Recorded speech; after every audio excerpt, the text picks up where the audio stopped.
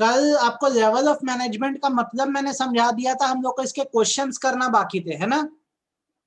Yes sir.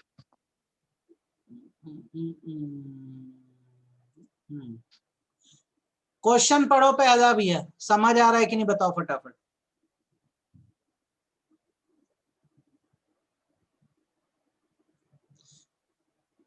Which of the following comes under top management? Top management में कौन कौन आते हैं? Sir CEO, chief executive officer. Next question पढ़ो।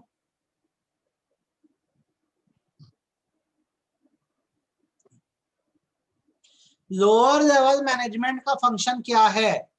अलग अलग डिपार्टमेंट को कोऑर्डिनेट करना, दूसरा बिजनेस को सर्वाइवल के बारे में सोचना, तीसरा प्लान्स को इम्प्लीमेंट करना, चौथा सच में वर्कर से काम करवाना। सर क्या? वर्कर से काम करवाना। तो इसका आंसर क्या होगा? D, right. Next yes sir. Part देखो।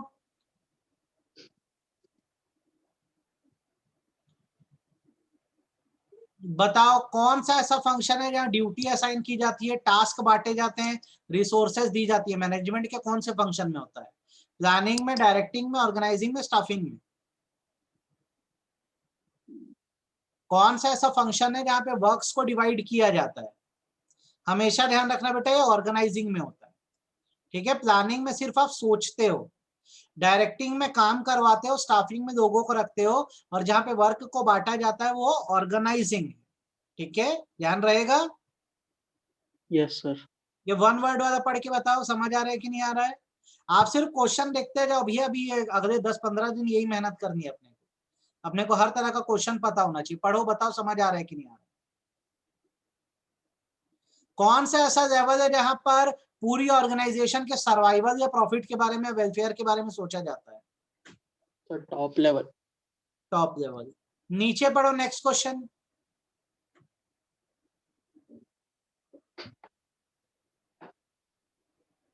कौन सा ऐसा लेवल है जो प्लान्स को इंप्लीमेंट करता है? अच्छा, प्लान बनाता कौन है? Top level. इंप्लीमेंट हमेशा ध्यान रखना कौन करेगा? Middle level, middle level. ठीक है। तो यहां पर आप ये देखें तो ऐसे 1 मार्क के क्वेश्चन आपके एग्जाम में आते हैं इस टॉपिक से। आप पढ़ क्या रहे हो, आपको समझ आ रहा है ना? आप हर टॉपिक से क्या क्वेश्चन एग्जाम में आते हैं वो पढ़ रहे हो, तो आपका सारा कंप्लीट हो रहा है, कुछ भी नहीं छूट रहा है। शॉर्ट आंसर्स देखो 4 मार्क में जो आते हैं, ये बन जाएगा हमसे। Any 4 function of operational management. सवाल ये है कि ऑपरेशनल मैनेजमेंट होता क्या है, तो इसका मतलब लोअर लेवल मैनेजमेंट है, ध्यान रखना। ऑपरेशनल मैनेजमेंट माने लोअर लेवल मैनेजमेंट होता है, ये मत भूलना। तो लोअर लेवल मैनेजमेंट के 4 फंक्शन हम बता पाएंगे कि नहीं बता पाएंगे, ये बताओ।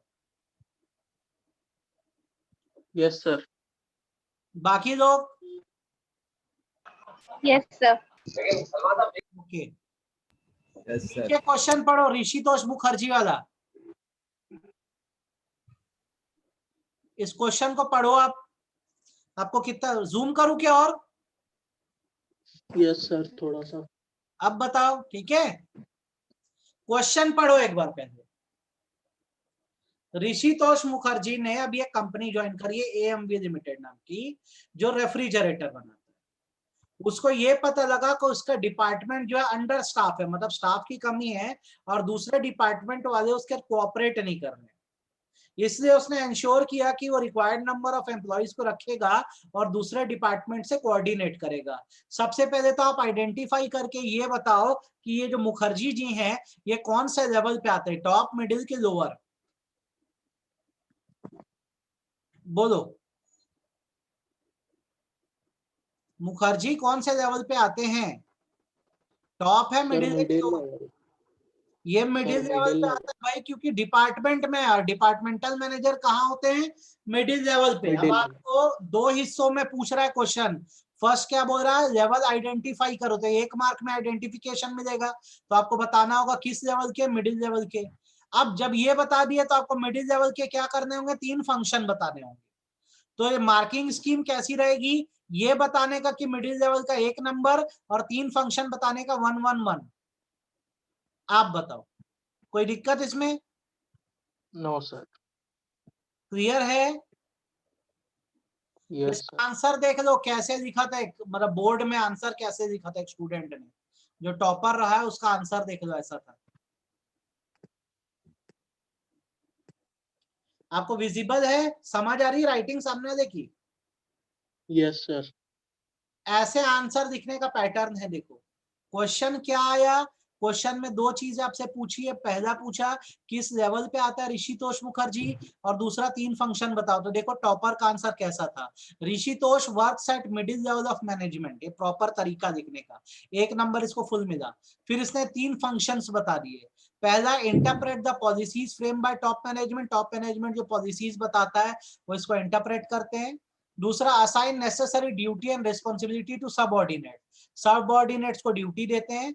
तीसरा, मोटिवेट करते हैं सबऑर्डिनेट को ऑब्जेक्टिव अचीव करने के लिए। फिर इसने देखो एक कंक्लूजन भी दिया, main task of middle management is to carry out plans develop by top management, top management जो प्लान बनाता है उसको कैरी आउट करना है।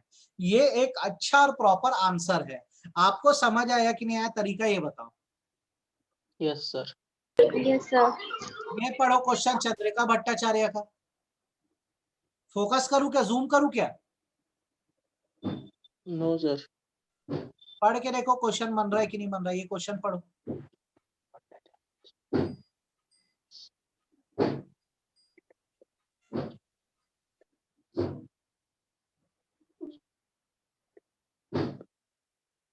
क्वेश्चन समझ आया कि नहीं पहले ये बताओ। चंद्रिका भट्टाचार्य ओलैक्स लिमिटेड में काम करती है, जो रूम हीटर बनाते हैं। इसको पूरे बिजनेस को संभालने की रिस्पॉन्सिबिलिटी दी गई है, इसको ज्यादा टाइम लगाना पड़ता है। तो पहले तो बताओ ये किस लेवल पे आ रही है, टॉप है, मिडिल है कि लोअर है, कौन से लेवल पे है? Top. Top level. और Top आपने level. क्या करना है इसमें? Sir, functions. Sir, तो top level समझ management. लो ऐसा ही होगा। आपको क्या लिखना होगा, Chandrika works at top level of management, फिर ए आंसर हो गया, फिर फंक्शन। कर पाएंगे अपन? Yes, sir. इधर क्वेश्चन देखो, पढ़ो क्वेश्चन क्या लिखा है। आशुतोष गोयनका वाला क्वेश्चन पढ़ो।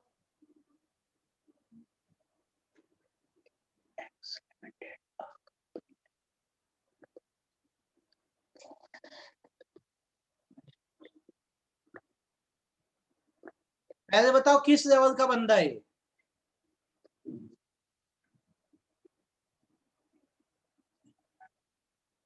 ये किस लेवल पे आता है Ashutosh? Sir, middle level. Ashutosh Goenka x limited में काम करता है, जो एयर प्यूरिफायर बना रही है। उसको ये दिख रहा है कि पिछले 6 महीनों में प्रॉफिट गिरा है। प्रॉफिट सर्वाइवल के लिए जरूरी है, तो ये रीजन जानना चाहता है कि कैसे प्रॉफिट कमाया जाए। कौन सा ऐसा लेवल होता है जिसका मेन काम है ऐसे प्लान्स बनाना जिससे प्रॉफिट अर्न हो? टॉप की, मिडिल की, लोअर? प्लान कौन बनाता है प्रॉफिट अचीव करने के? Sir, top level. तो ये किस लेवल का बंदा है? Sir, top level. 3 फंक्शन बता पाओगे कि नहीं बता पाओगे? Yes, sir. ऐसे क्वेश्चन आए तो ये 4 नंबर क्या है। 5 में क्या आया है, state 5 function perform by manager who is working at middle level. Middle level manager के फंक्शन बताओ। हम बता पाएंगे कि नहीं बता पाएंगे? Yes, sir. ये मैंने आपको नोट्स में दिया है कि नहीं दिया है? Yes, sir. ये सेकंड क्वेश्चन देखो, ये बनेगा कि नहीं बनेगा आपसे। Management is series of continuous inter related function, क्या आंसर होगा इसका? इसका आंसर क्या होगा? Sir, management के functions. क्या क्या है बोलो? मैनेजमेंट के Sir, फंक्शन क्या क्या है? जल्दी बोलो बोलो बोलो बोलो। Planning, organising, staffing, Staffing, direct controlling. controlling. Question का पैटर्न देख लो, ऐसा क्वेश्चन आएगा, management is a series of continuous inter related function. Management एक सीरीज है जिसमें लाइन से फंक्शन चलते रहते हैं। दूसरा, management include number of functions which are interrelated. Are you agree with this statement? Yes, we agree with this statement. Management has 5 functions: planning, organizing, staffing, directing, controlling. क्या हम ये कर पाएंगे? Yes sir. पैटर्न समझ आया? Confuse तो नहीं होगे? No sir. तो हमारे यहाँ पे जाके लेवल ऑफ मैनेजमेंट खत्म हो गए। चौथा और आखिरी टॉपिक आपके चैप्टर नंबर 1 का क्या बनता है? कोऑर्डिनेशन बनता है। कोऑर्डिनेशन हमने कितना पढ़ा था? तो कोऑर्डिनेशन का मैंने आपको मतलब बताया था, एक ऐसा प्रोसेस है जिससे सारी एक्टिविटीज को क्या किया जाता है? सिंक्रोनाइज किया जाता है, मतलब मिलाया जाता है, ताकि ऑर्गेनाइजेशन का अचीव हो सके। उसके बाद मैंने आपको कोऑर्डिनेशन एसेंस है कि नहीं ये बताया था। एसेंस का मतलब मैंने बताया था कि अलग से ये कोई फंक्शन नहीं है, लेकिन हर फंक्शन में ये प्रेजेंट है। एसेंस का मतलब एक तरह की खुशबू होता है जो हर जगह प्रेजेंट है। तो कोऑर्डिनेशन एसेंस इसलिए है क्योंकि मैनेजमेंट के हर फंक्शन में कोऑर्डिनेशन चाहिए, चाहे वो प्लानिंग हो, चाहे ऑर्गेनाइजिंग हो, चाहे स्टाफिंग हो, डायरेक्टिंग हो, कंट्रोलिंग हो। सिमिलरली कोई भी लेवल ऑफ मैनेजमेंट हो, चाहे वो टॉप हो, मिडिल हो या लोअर हो, सबको एक दूसरे से कोऑर्डिनेट करना पड़ता है। तो आपको ये बात समझनी होगी कि coordination essence of management basically इसलिए है क्योंकि हर मैनेजमेंट के फंक्शन को एक दूसरे से कोऑर्डिनेट करना होता है, और दूसरा जितने भी लेवल ऑफ मैनेजमेंट है उसमें कोऑर्डिनेशन लगता ही लगता है। तो ये कोऑर्डिनेशन का मेन कंसेप्ट है बेटा, इस पे मीनिंग पे ज्यादा फोकस करना, और कोऑर्डिनेशन एसेंस है कि नहीं है इस पे ज्यादा फोकस आपको करना है। अब आप इसका क्वेश्चन देख लीजिए, आपको ये क्वेश्चन बन रहा है कि नहीं बन रहा है, आप ये बताओ। क्वेश्चन बताओ क्या है, पढ़ के बताओ, समझ आ रहा है कि नहीं? Yes sir. आंसर क्या होगा?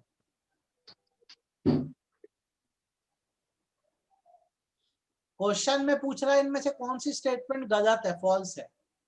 पहला बोल रहा है कोऑर्डिनेशन हर चीज को यूनिफाई कर देता है, मिला देता है। दूसरा, कोऑर्डिनेशन सी होगा आंसर, यूनिटी ऑफ एक्शन।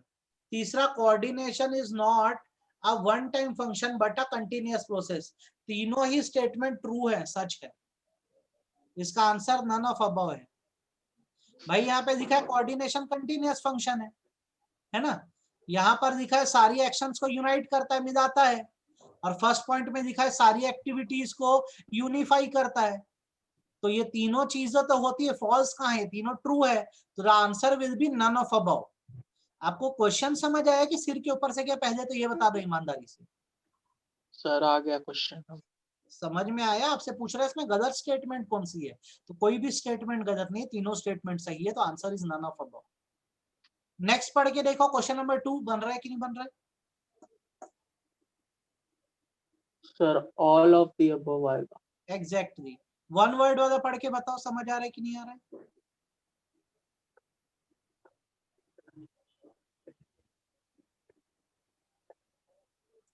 कौन सा ऐसा प्रोसेस है जहां हर चीज को मिला दिया जाता है? कोऑर्डिनेशन ही तो है यार, है ना। Yes sir. क्वेश्चन नंबर 2 पढ़ के देखो।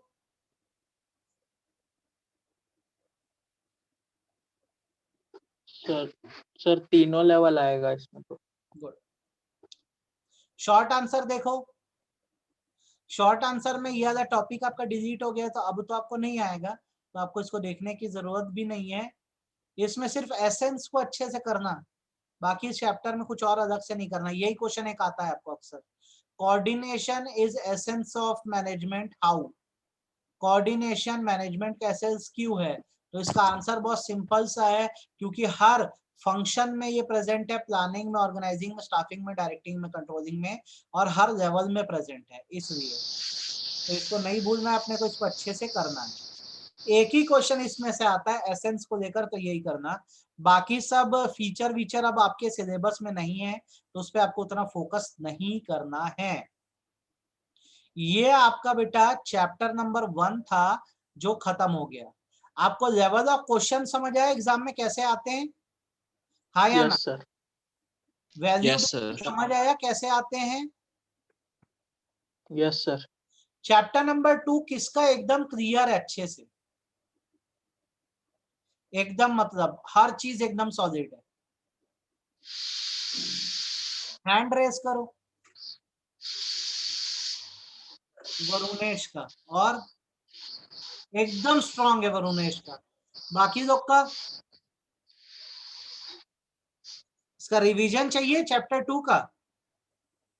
यस सर, Yes, रिवीजन तो sir. सारे Yes, sir. Yes. Yes sir. Yes, sir. देखो एक फोकस्ड वे में समझ के करो। पहले सिनॉप्सिस बता दे रहा हूं क्या है chapter number 2। Chapter number 2 actual में प्रिंसिपल्स ऑफ मैनेजमेंट है।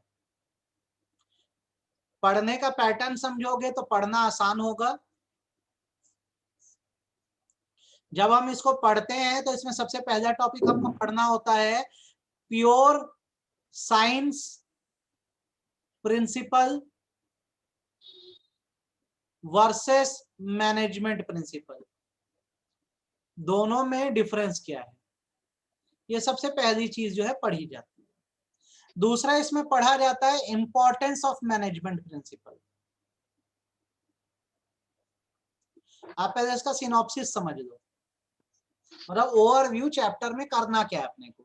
साइंस के प्रिंसिपल और मैनेजमेंट के प्रिंसिपल का डिफरेंस, मैनेजमेंट प्रिंसिपल का इंपॉर्टेंस।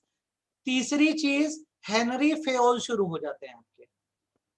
अच्छा, हेनरी फेयोल जो है वो कौन से फादर है, साइंटिफिक मैनेजमेंट की modern management? Sir scientific management. Modern management. Henry Fayol modern management के फादर है। एफ.डब्ल्यू. टेलर साइंटिफिक मैनेजमेंट है। ठीक है, ध्यान रखना। तो हेनरी फेयोल में हमको क्या क्या पढ़ना होता है, हेनरी फेयोल के कंट्रीब्यूशंस क्या है, हेनरी फेयोल के 14 प्रिंसिपल्स क्या क्या हैं, ये हमें मेनली हेनरी फेयोल के टॉपिक में पढ़ना होता है। देन इस चैप्टर में हमको आगे क्या पढ़ना होता है, एफ.डब्ल्यू. टेलर, जिन्हें हम क्या कहते हैं, father of scientific management. Scientific management. हमें पढ़ना होता है इनका कंट्रीब्यूशन। अक्सर कंट्रीब्यूशन एग्जाम में हेनरी फेयोल का ही पूछता है, ध्यान रखना, पर इनका भी पढ़ लिए तो बुराई क्या है। नेक्स्ट हमको पढ़ना होता है इनका साइंटिफिक टेक्निक्स और इनके साइंटिफिक प्रिंसिपल्स। ठीक है, उसके बाद हमको इनमें पढ़ना होता है न्यू साइंटिफिक टेक्निक्स।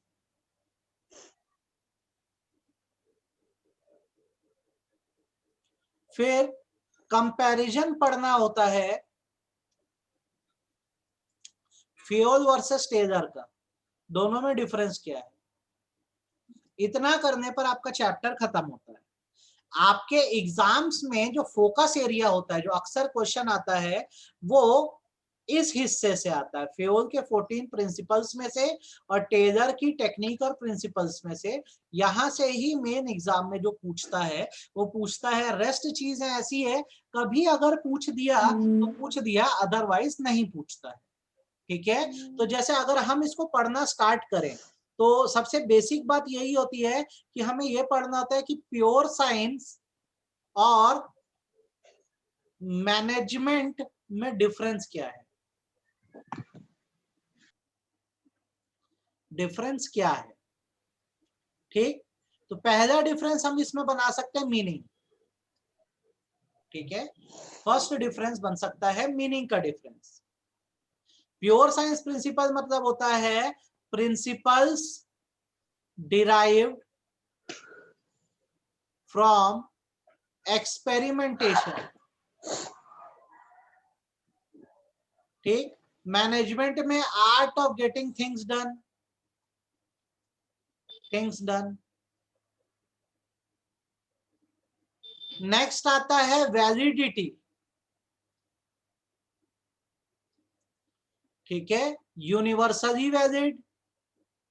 पूरी दुनिया में साइंस के रूल एक जैसे होते हैं। ग्रेविटेशन का रूल जैसे भारत में चलता है, पूरी दुनिया में भी वही चलता है।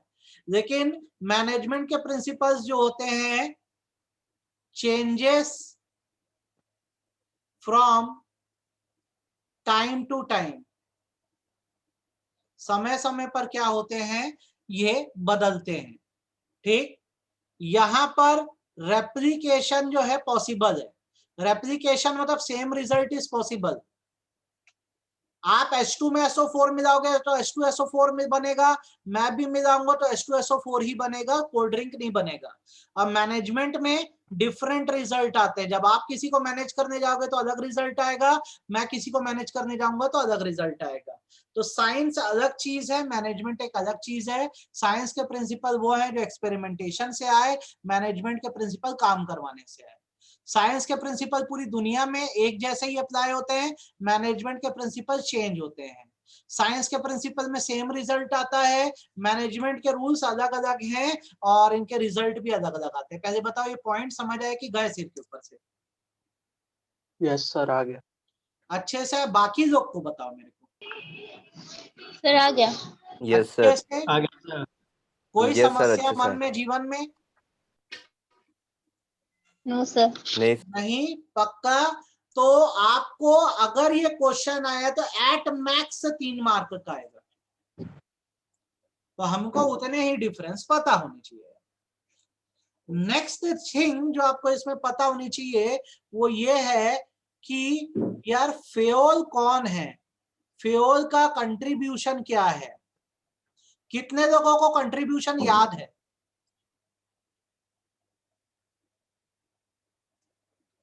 ठीक, आपको मैं बता रहा हूं, ध्यान से सुनो। पहले तो इनको क्या कहा जाता है? फादर ऑफ मॉडर्न मैनेजमेंट बोला जाता है। ये 1 मार्क में बात पूछती है तो मत भूलना, who is father of modern management? Henri Fayol. इनका कंट्रीब्यूशन ये है कि सबसे पहला ही डिफरेंशिएटेड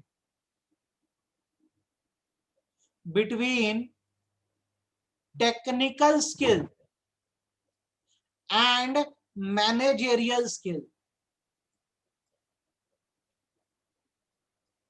कौन मुझे इसका मतलब बता सकता है? आप में से कौन इसका मतलब मुझे बता सकता है? टेक्निकल स्किल और मैनेजेरियल स्किल को इन्होंने अलग अलग किया। बोलो, एनीवन? हेनरी फ्यूल ने टेक्निकल स्किल और मैनेजेरियल स्किल को अलग अलग किया। पहले तो आपको मैं इसका मतलब बता दूं।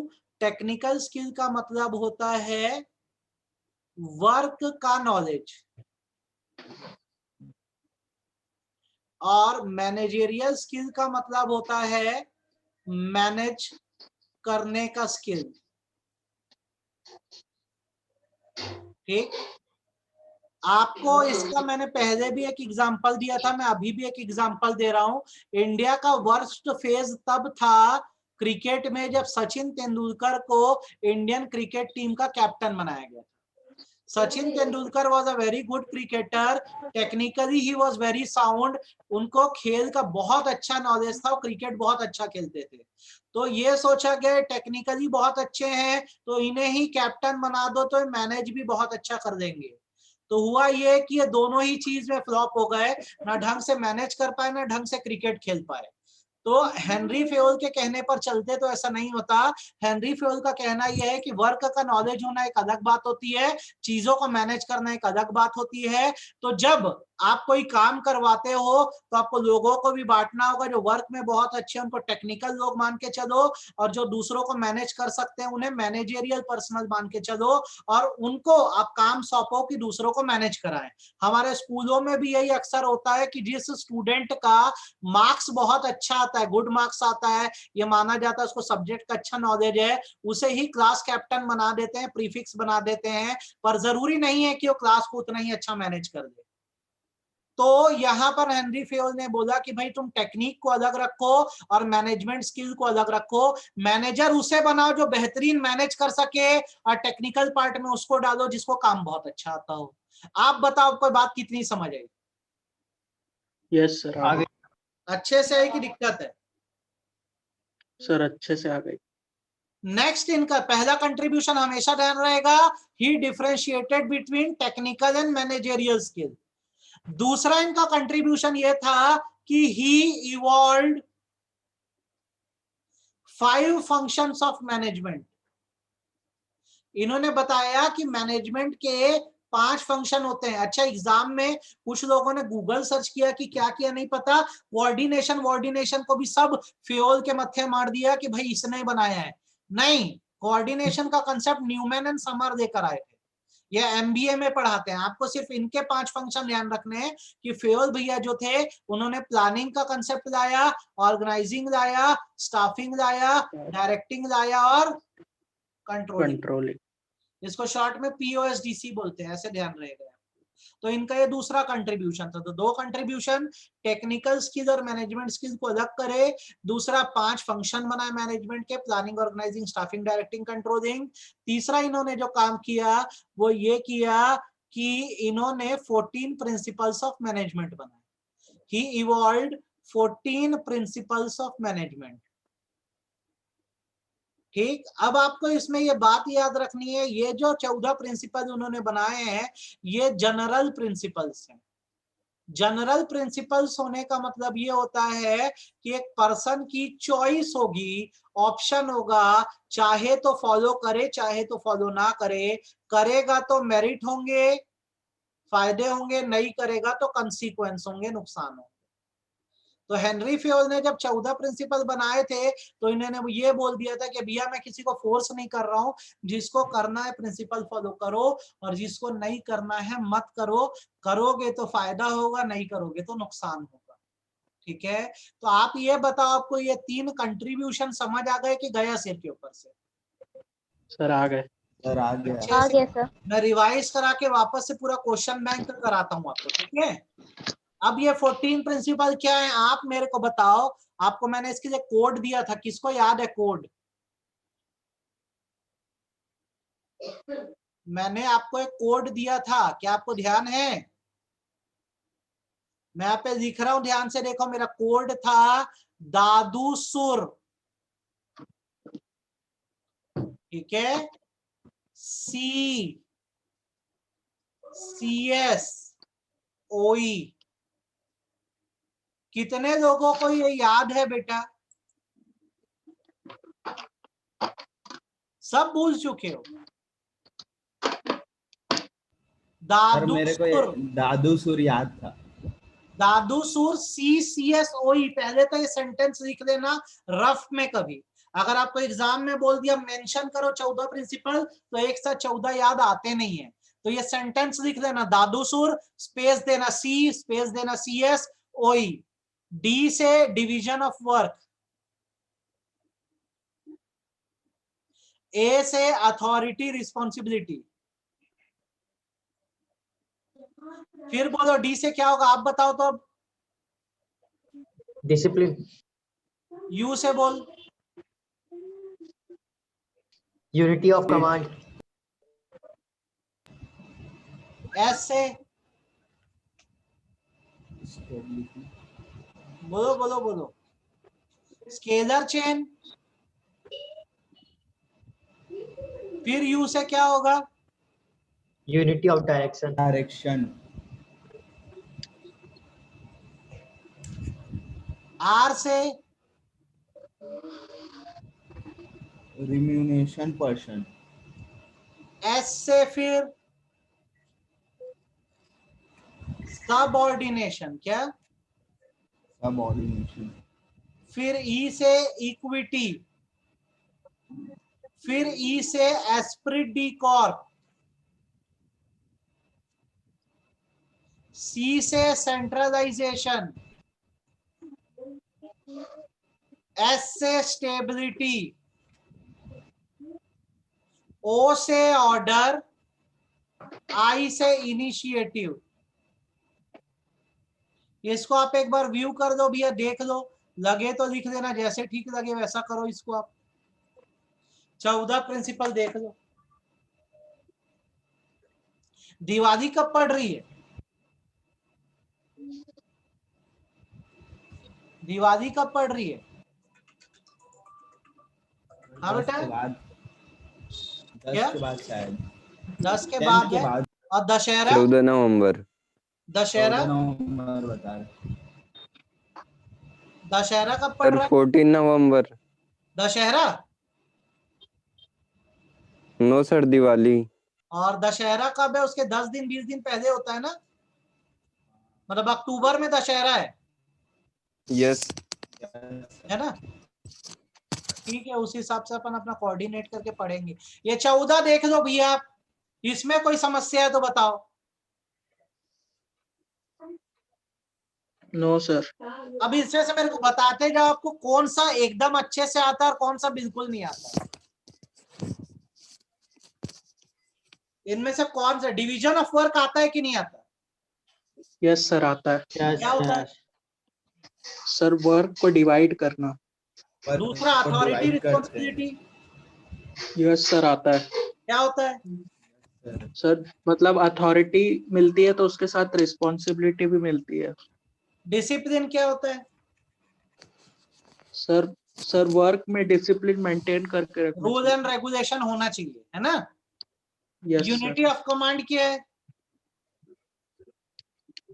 सर एक पर्सन को एक ही आदमी कमांड देना चाहिए। One boss one command. Good. Scalar chain? Sir एक चेन रहता है। सर एक पर्सन को कोई बात करनी रहती है तो वो उसके पास जाता है, फिर वो स्केलर चेन अपने का हेड मतलब को। होता है आप सिर्फ अपने सीनियर से बात कर सकते हो। A Yes, sir. B C D, तो डी को कोई बात करनी सिर्फ किससे कर सकता है? सी से। अच्छा ये बताओ, अगर डी को सीधे जी से बात करनी है तो उसको क्या बोलते हैं? Gang plank very good. Emergency communication में क्या काम आता है? गैंग प्लैंक का काम आता है। यूनिटी ऑफ डायरेक्शन क्या होता है? यूनिटी ऑफ डायरेक्शन क्या होता है? एक ग्रुप एक ही प्लान फॉलो करेगा, वन ग्रुप वन प्लान को यूनिटी ऑफ डायरेक्शन बोलते हैं। जैसे हमारा ग्रुप है तो अभी हमारा प्लान है कि कुछ दिन हम बिजनेस स्टडीज को जबरदस्त तरीके से रिवाइज कर देते हैं, तो अब इस प्लान में कोई कंफ्यूजन नहीं आना चाहिए, तो ये यूनिटी ऑफ डायरेक्शन है। हम एक दिशा में आगे बढ़ रहे हैं। कितना समझ आई मेरी बात? सर आ गई। रेनुमरेशन sir. मतलब क्या होगा? Sir remuneration salary. मतलब अच्छी सैलरी दोगे तो वर्कर बेहतर काम करेगा, सैलरी खराब दोगे तो वर्कर अच्छा काम नहीं करेगा। नहीं करो। Subordination. Yes sir what is subordination? Subordination का मतलब होता है सैक्रिफाइस करने की भावना। कहने का मतलब यह है कि कई बार अगर आपके पर्सनल इंटरेस्ट और ग्रुप इंटरेस्ट में क्लैश हो रहा है तो अपने पर्सनल बेनिफिट को पीछे रख के आपको ग्रुप के बारे में सोचना चाहिए, उसे सबऑर्डिनेशन बोलते हैं। जब आप किसी ऑर्गेनाइजेशन में होते हो तो आप अकेले नहीं हो, आपका पूरा ग्रुप है, तो अगर Yes, ग्रुप sir. के फायदे के लिए कल को आपको पीछे भी हटना पड़े तो आपको हट जाना चाहिए। समझ आई मेरी बात? Yes sir. इक्विटी का क्या मतलब होगा? इक्विटी का क्या मतलब होगा? इक्विटी मतलब होता है इक्वालिटी। ऑर्गेनाइजेशन में सबको बराबरी का हक मिलना चाहिए, किसी से आपको डिस्क्रिमिनेशन नहीं करना है। अगर 2 लेवल के लोग यार मेरे नीचे आ रहे हैं तो मैं उनको अगर प्रमोशन भी देता हूं तो उनकी परफॉर्मेंस के बेसिस पर दूंगा और किसी वे में उनसे डिस्क्रिमिनेट नहीं करूंगा। क्लियर है मेरी बात? Yes sir. Yes, sir. Spirit D Corp का मतलब होता है स्पिरिट ऑफ कोऑपरेशन, एकता की भावना। आप जब एक ऑर्गेनाइजेशन में होते हो, ऑर्गेनाइजेशन मतलब वो प्लेस होता है जहाँ पे ग्रुप पीपल वर्क करते हैं, तो आप जब एक प्लेस पर ऑर्गेनाइजेशन में होते हो तो आप में एक फीलिंग होनी चाहिए, एक भावना होनी चाहिए कि आप दूसरों से कोऑपरेट करके काम करोगे, अकेले अकेले काम नहीं करोगे। आपको ध्यान आ रहा है? ये सब पढ़े अपन कभी? Yes sir. यस सर सी से सेंट्रलाइजेशन एंड डिसेंट्रलाइजेशन होता है। आप बताओ सेंट्रलाइजेशन का मतलब क्या? बोलो। सेंट्रलाइजेशन यूज ऑफ पावर को बताता है। जब पूरी पावर एक इंसान के हाथ में होती है तो उसे सेंट्रलाइजेशन बोलते हैं, और जब पावर का बराबर डिस्ट्रीब्यूशन हो जाता है तो उसको डिसेंट्रलाइजेशन बोलते हैं। जैसे अगर मेरी एक शॉप है तो मैं ही उस शॉप में बैठता हूं तो सारे डिसीजंस मैं देता हूं, तो ये सेंट्रलाइजेशन है। लेकिन अगर मेरी 1000 शॉप है तो मैं हर शॉप में जाके नहीं बैठ सकता, तो मुझे पावर का डिस्ट्रीब्यूशन करना होगा, इसे बोलेंगे डिसेंट्रलाइजेशन। तो डिपेंडिंग आपकी ऑर्गेनाइजेशन कैसी है आप पावर का इस्तेमाल करते हो। अगर ऑर्गेनाइजेशन छोटी है तो आप खुद संभाल सकते हो, डेट सेंट्रलाइजेशन। ऑर्गेनाइजेशन बड़ी है तो आपको और लोगों की जरूरत पड़ेगा, इसे डिसेंट्रलाइजेशन बोलते हैं। कितना क्लियर है? सर पूरा क्लियर है। देन बारी आती है स्टेबिलिटी की। लास्ट बता रहा हूं, ऑर्डर इनिशिएटिव कल कंटिन्यू करेंगे। एक फ्लो में आज दिन क्या है? ट्यूसडे है ना? Yes sir. इकोनॉमिक्स को अभी नहीं करा रहा हूं, ये आपको मैं सैटरडे तक 5 चैप्टर करा दिया रहूंगा इसके, ऐसा मैं टारगेट रख रहा हूं। ठीक है,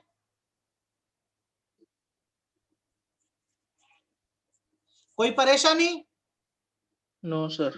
एक फ्लो में आपको No, पहले मैं sir. धड़ाधड़ ये करा दे रहा हूं, बीएसटी का रिवीजन, फिर मैं इको पे आऊंगा, है ना? Okay sir. स्टेबिलिटी मतलब होता है Okay. Fixing the job period. आप जब किसी का जॉब पीरियड फिक्स कर देते हो तो उसके मन से एक जो डर होता है नौकरी से निकाले जाने का, वो खत्म हो जाता है, तो उसकी एफिशिएंसी बढ़ती है। तो स्टेबिलिटी का प्रिंसिपल ये बोलता है कि किसी से बेहतर काम कराना है तो उसकी जॉब पोजीशन फिक्स कर दो। आप जब उसकी पोजीशन फिक्स कर दो कि बंदा इतने समय तो नौकरी पे रहेगा, तो वो भी सेटिस्फाइड होके काम करेगा और उसके मन से डर खत्म हो जाएगा। ये स्टेबिलिटी है। स्टेबिलिटी समझ आया कि नहीं आया? Yes sir. तो ऑर्डर इनिशिएटिव कल 10:30 बजे हम कंटिन्यू करने वाले हैं। सैटरडे तक का हमारा टारगेट है, हमारे बहुत सारे चैप्टर हो गए रहेंगे। ठीक है बेटा?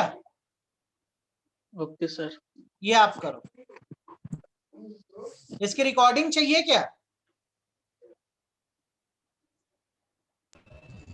Yes, sir. रिकॉर्डिंग चाहिए क्या आपको? Yes, sir. जी. ठीक है, चलो।